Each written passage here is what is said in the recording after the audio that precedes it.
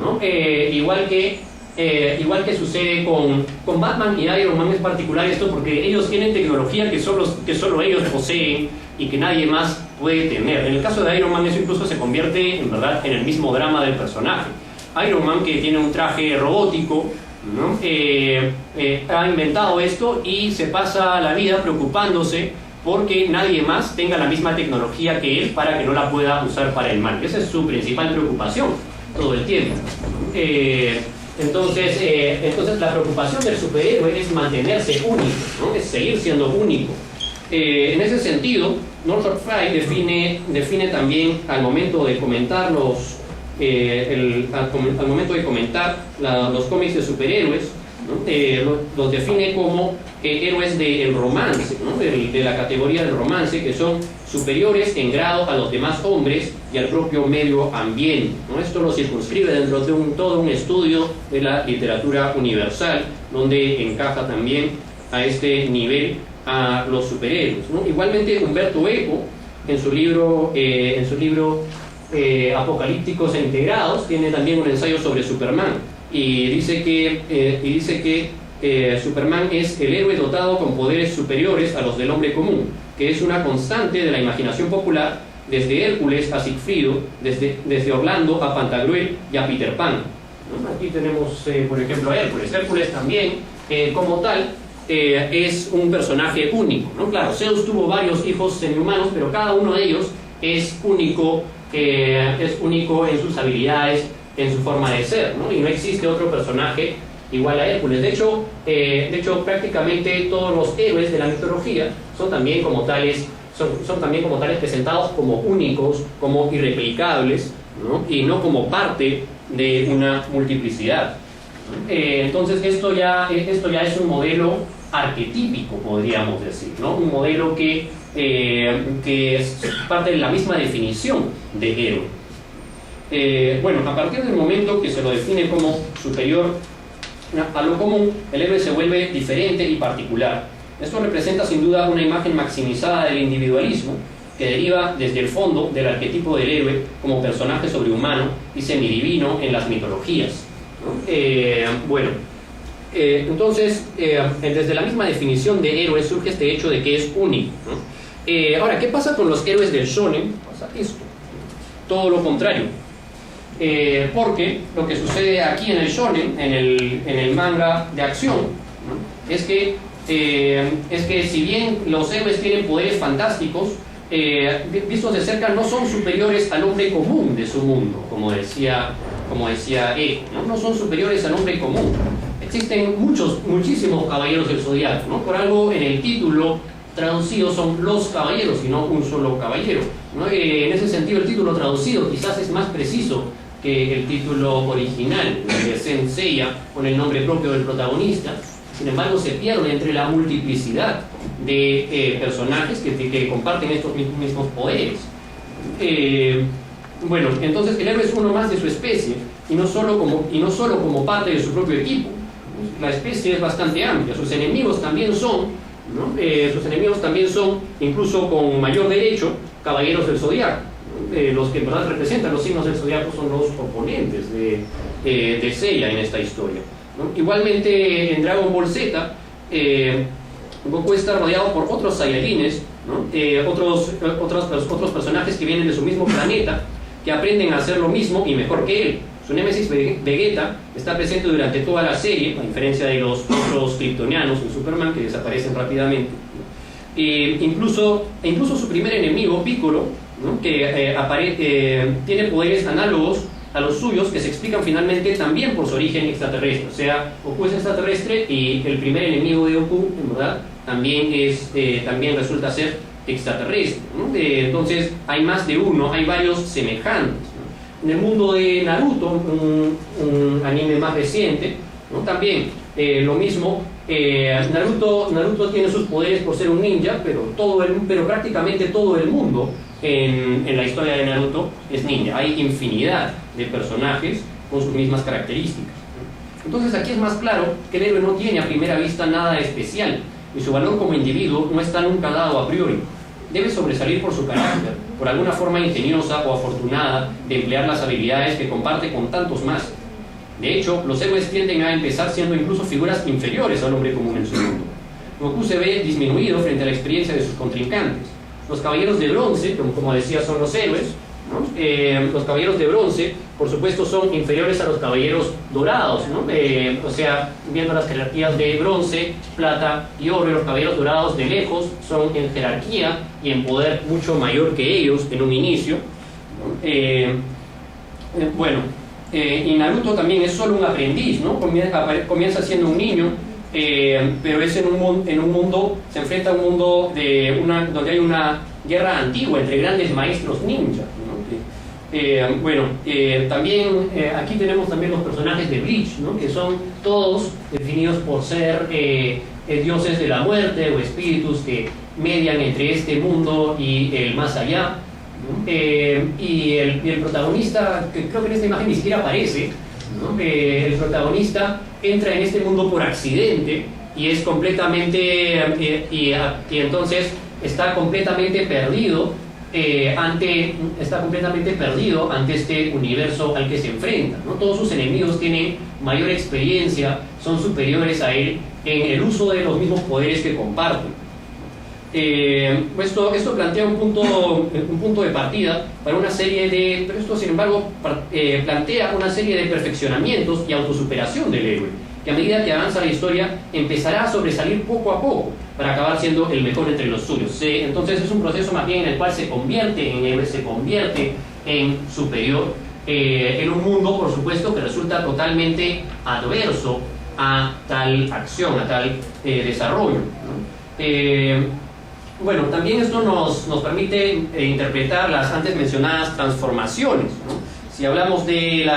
Si recordamos las transformaciones de Goku en Super Saiyajin con los Caballeros del Zodiaco, cuando adquieren armaduras y van intercambiando armaduras, incluso quizás un ejemplo más vistoso, más claro, son los casos de Pokémon y Digimon, ¿no? Que en cierto sentido también descienden de este mismo género, y donde los héroes tienen más bien mascotas que luchan por ellos, pero esas mascotas evolucionan, ¿no? En el caso de Digimon, digievolucionan, y van entonces transformándose a medida que la historia se desarrolla, por supuesto visibilizando el crecimiento de su poder, ¿no? Esto es un proceso de maduración que podría leerse incluso en clave de Bildungsroman, es decir, de una historia de crecimiento y de maduración, de alcanzar la adultez, ¿no? Los héroes masculinos alcanzarían la forma de adultez que la sociedad establece para ellos, ¿no? En la medida justamente que esto es ya, como decíamos, un género dirigido a un público masculino juvenil, que precisamente se enfrenta a estos cambios y a su posición en el mundo, ¿no? Por otra parte, que a pesar de esto deban regresar siempre a su forma normal, deben siempre regresar a una forma normal, ¿no? Goku se convierte en Super Saiyajin, pero solo momentáneamente. Después regresa a ser nuevamente el personaje que siempre ha sido, igual que los Caballeros del Zodiaco también, cuando no están luchando, se quitan sus armaduras, ¿no? Muchos personajes, incluso los Digimon también regresan a una forma inferior, una forma más pequeña, en vez de su forma monstruosa de digievolución a veces, ¿no? Entonces esto también niega un cambio de identidad a mayor nivel, ¿no? Más bien propone incluso una fidelidad al propio ser, y esa es una supervivencia de la inocencia a pesar de entrar al mundo adulto, ¿no? La mentalidad infantil en ese sentido es una característica que de hecho muchos de los protagonistas de las historias comparten.